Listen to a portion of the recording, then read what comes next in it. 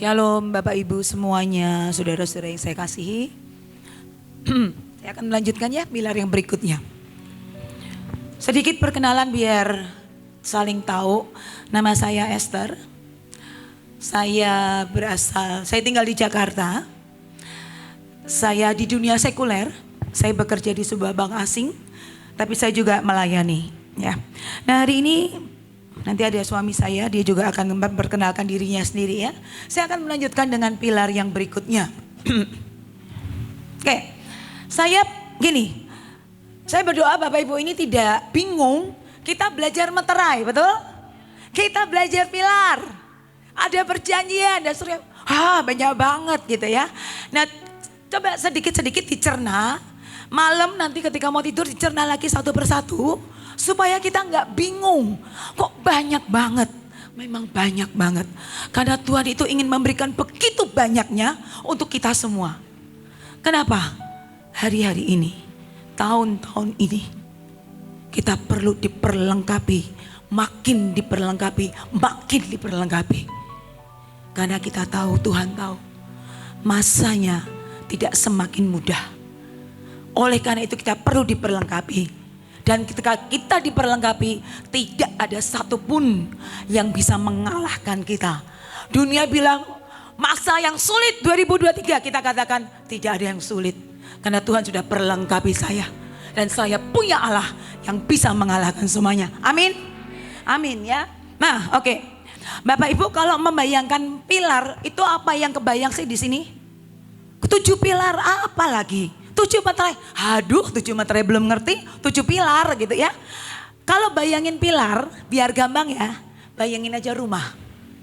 Oke? Atau ini deh. Ya kalau ini kan bisa dicopot ya, rumah deh. Bayangkan rumah besar dan biasanya di rumah itu akan ada pilar-pilar yang nyangga. Pilar itu bisa di luar rumah, bisa di dalam rumah. Tapi ada ini loh, yang nyangga itu. Kebayang ya, pilar. Bayangkan kalau rumah itu pilarnya dicabutin. Apa yang akan terjadi? Roboh, betul banget. Nah oleh karena itu Tuhan itu mau perlengkapi kita. Ada 7 pilar ini yang kita harus punya. Untuk nopang hidup kita. Nopang pelayanan kita. Nopang betul-betul hidup kita sampai destiny kita sampai. Paling tidak tahun ini lewat. Kita terus gimana caranya naik? Tadi udah diterangin 3 pilar oleh Kojos ya. Saya akan lanjutkan lagi. Nanti kita minta Tuhan tancepin tuh pilar di hidupku. Biar itu bisa nopang hidupku. Jangan sampai pilarnya 7 kita cuma punya 5. Apa yang terjadi? Pincang, nanti rumahnya bisa miring. Ya kan? 7-7-nya nanti kita harus minta sama Tuhan. Dan supaya itu ditancapkan di hidup kita.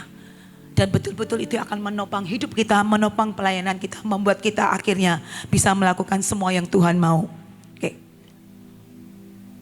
Yes. Ini saya coba cari gambar. Ini loh kalau mau bayangin ini ya.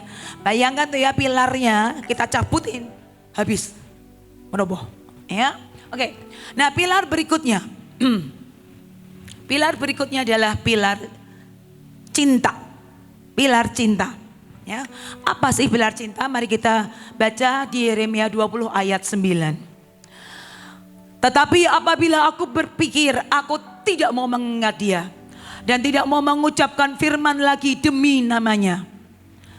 Maka dalam hatiku ada sesuatu yang seperti api yang menyala-nyala. Terkurung dalam tulang-tulangku. Aku berlelah-lelah untuk menahannya. Tapi aku tidak sanggup. Ada satu api yang nyala di sini. Yang kita tuh mau nahan gak bisa. Kayak mau meledak ketika ditahan. Itu loh cinta. Di sini ada yang lagi pacaran, kasmaran, ada. Ada yang jadi bucin, budak cinta, ya, gebetannya kepingin apa aja, yes saya lakukan, siap. Ya ini baru bucin. Bucin itu menurut saya levelnya masih sangat rendah. Tetapi coba bayangkan, sini yang punya anak. Berapa banyak yang punya anak? Ya, ketika anakmu masih kecil. Dan dia sakit panas malam-malam. Sini ya ibu-ibu, bapak-bapak. Ada yang kemudian tinggal tidur. Terserah sakit-sakit sendiri. Gua mau tidur capek. Ada? Sampai dia berhenti menangis kita akan tungguin. Betul? Kita akan usahakan cari dokter yang terbaik. Doakan, telepon hamba Tuhan, tolong doakan anak saya. Kita akan lakukan mati-matian. Kenapa sih? Kenapa? Dasarnya apa? Cinta. Kalau itu anak orang lain, kita akan seperti itu? Anak orang lain kita akan seperti itu, ikut gak tidur? Kenal juga enggak ya? Kenapa kalau anak orang lain kita enggak lakukan? Enggak ada hubungan apa-apa, gue enggak cinta sama dia. Tapi karena anak saya akan mati-matian cari supaya dia sembuh. Anak kita mungkin pergi, enggak ada kabar 3 hari. Ada yang bisa tidur tenang? Enggak. Kita akan cari telepon temannya, mungkin lapor polisi dan seterusnya. Kenapa? Ada api yang menyala-nyala di dalam hati kita. Sampai aku ketemu dengan dia, aku baru tenang. Sampai anakku sembuh, aku baru tenang. Cinta itu yang kita harus minta sama Tuhan. Supaya ketika kita lihat jiwa-jiwa, hati kita gak tahan. Tuhan, selamatkan mereka. Tuhan, tadi ada pilar keselamatannya. Tapi itu harus digerakkan dengan cinta ini. Seperti ketika Tuhan Yesus, dia bilang, kalau boleh Bapa, biar cawan ini lalu. Kalau boleh. Dan dia tahu gak boleh. Dan dia lakukan untuk kita. Karena cinta. Jangan sampai setiap apapun pelayanan yang kita lakukan karena ya sekedar diperintah saya. Pemimpin suruh sih. Harus trennya lagi begitu, trennya pelayanan anak-anak muda. Saya juga tren anak-anak muda pelayanan. Tidak akan pernah menghasilkan apa-apa. Tidak akan pernah membawa kita kemanapun. Kalau yang kita lakukan tidak karena cinta yang menyala-nyala. Dan Bapak Ibu, saudara-saudara, kita gak akan bisa punya cinta itu sendiri. Kalau kita tidak minta, Tuhan kasih pilar cintamu, tancepin di hidupku. Supaya itu menggerakkan aku. Seperti mesin yang akan terus menggerakkan hidup kita. Untuk menyelesaikan apa yang Tuhan mau. Amin. Bapak Ibu perlu pilar cinta? Minta ya, kita minta pilar cinta. Yang berikutnya, pilar eksekutor dan penggenap. Mari kita lihat di Yoel 2 ayat 11. Ini ayat sangat terkenal, tapi nanti kita akan lihat lebih detail lagi ya. Dan Tuhan memperdengarkan suaranya di depan siapa? Tentaranya. Siapa tentaranya? Siapa tentaranya? Siapa tentaranya? Kita semua tentaranya. Pasukannya sangat banyak dan pelaksana firman-Nya kuat. Waktu saya mikir-mikir ya, ini sebenarnya gimana sih maksudnya? Pelaksana firman-Nya kuat gimana sih? Dan ketika saya lihat di terjemahan bahasa Inggris, ini menarik sekali ya. Di Amplified itu dibilang begini. Because strong and powerful mereka yang melakukan firman-Nya. Orang-orang yang melakukan firman-Nya dibilang kuat dan punya kuasa. Dan dibilang begini, nothing stops them. Gak ada yang bisa menghentikan mereka. Setiap tentaranya melakukan apa yang diperintahkan, sangat disiplin dan sangat berketetapan hati. Nah, kita itu disebut tentara. Dan dibilang gak ada yang bisa stop tentara-tentara Tuhan. Karena apa? Mereka sangat powerful. Apa yang Tuhan perintahkan mereka lakukan. Ini dasar untuk kita jadi eksekutor. Kita itu tentara-tentara Tuhan yang tidak bisa ada yang menghentikan.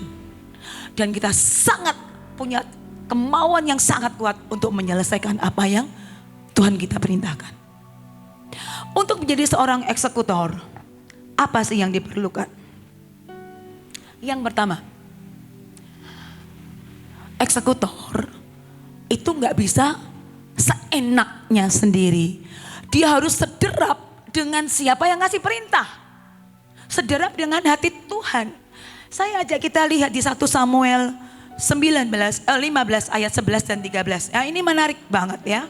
Ini sebetulnya cerita yang kita sering kali sudah dengar, tapi ini menarik, coba perhatikan. Tuhan bilang ke Samuel, "Aku menyesal karena aku telah menjadikan Saul raja. Sebab ia telah berbalik daripada aku dan tidak melaksanakan firman-Ku." Maka sakit hatilah Samuel dan ia berseru-seru kepada Tuhan semalam-malaman. Besoknya Samuel ketemu Saul. Ketika Samuel sampai kepada Saul, berkatalah Saul kepadanya, "Diberkatilah kiranya engkau oleh Tuhan. Aku telah melaksanakan firman Tuhan." Sama enggak yang Tuhan bilang sama yang Saul katakan? Bertolak belakang loh. Tuhan bilang Saul tidak melaksanakan firman-Ku. Tapi Saul dengan bangga ketemu Samuel bilang, "Aku telah melaksanakan firman Tuhan." Berarti yang Saul laksanakan itu kehendak siapa? Tuhan dah jelas-jelas bilang kok, Saul tidak melaksanakan firman-Ku. Para eksekutor Tuhan, hati-hati. Jangan kita itu digerakkan oleh ambisi kita. Jangan kita digerakkan oleh keinginan kita. Selalu tanya Tuhan, ini yang Engkau mau bukan? Ini yang Engkau perintahkan bukan? Kalau iya, yuk saya laksanakan. Tapi cek, eksekutor Tuhan harus selalu cek hatimu, ambisi, pikiran, perasaan. Jangan sampai itu meredam suara Tuhan. Cek dan cek. Berikutnya, seorang eksekutor, dia harus punya ini juga nih, Bapak Ibu. Dia harus punya hati yang bulat, segenap hati ya. 2 Tawarikh 31 ayat 21. Ini adalah firman Tuhan yang ketika itu Hizkia. Hizkia itu raja yang cinta Tuhan ya. Dalam setiap usaha yang dimulainya untuk pelayanannya terhadap rumah Allah. Jadi dia bangun lagi rumah Allah. Dan untuk pelaksanaan Taurat dan perintah Allah, ia mencari Allahnya. Semuanya dilakukan dengan segenap hati. Sehingga segala usahanya berhasil. Eksekutor harus berhasil. Nah kalau nggak berhasil ya bukan eksekutor, benar nggak sih? Eksekutor yang melaksanakan gitu ya.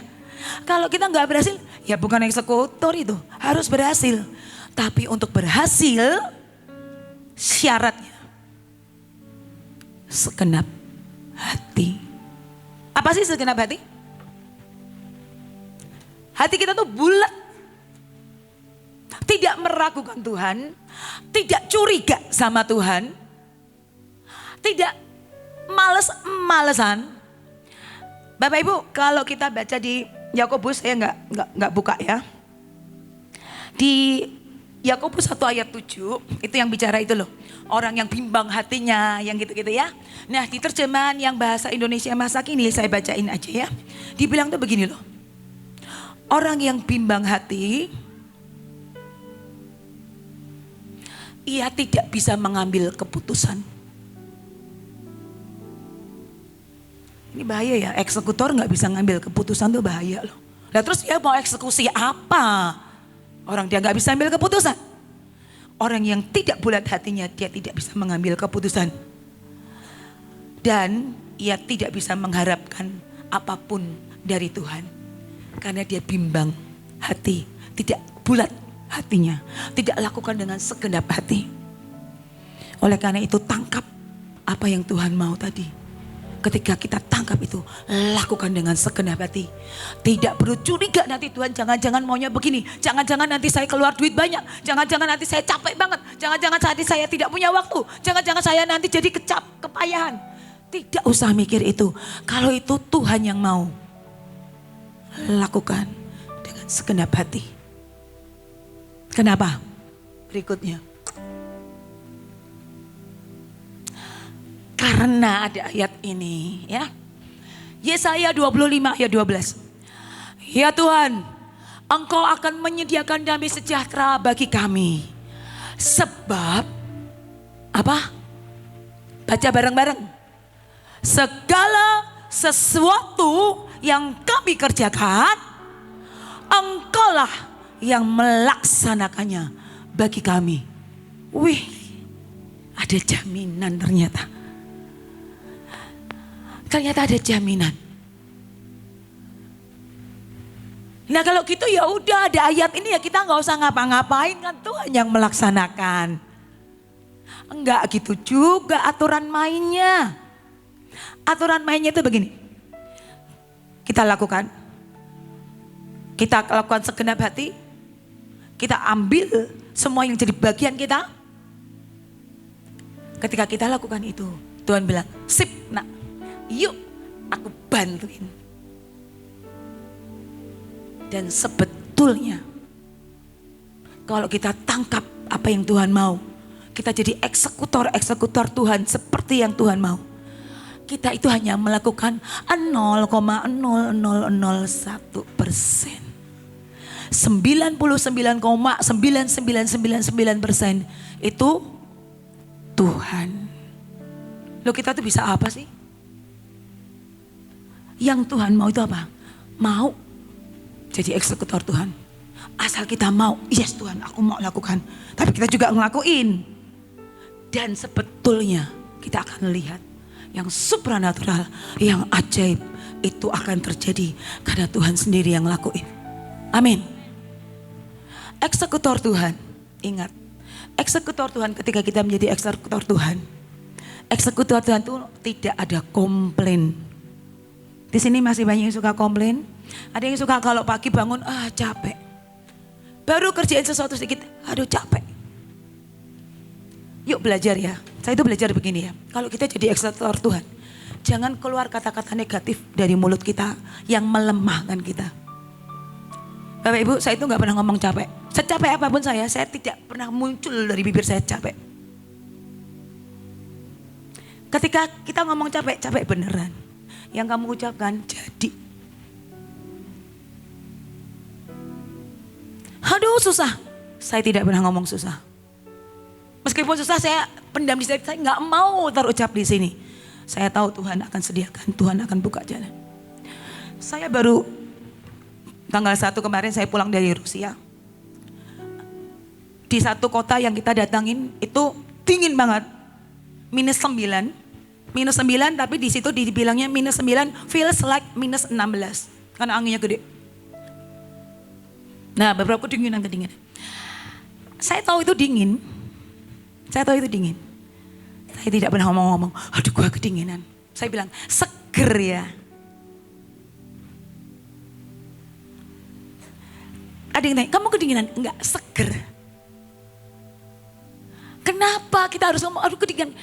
Karena gitu, aduh kedinginan, itu kita semakin merasa kedinginan nanti. Ngomong aja seger di Indonesia gak pernah ngalamin gini, sini nikmatin kalau saya. Nikmati aja saya bilang, seger. Jangan muncul kata-kata negatif dari mulutmu. Karena engkau eksekutor Tuhan. Dan kita akan terus diperlengkapi semakin lagi. Amin. Bapak Ibu mau Tuhan tancapkan pilar eksekutor? Amin. Ya, kita akan lanjut berikutnya.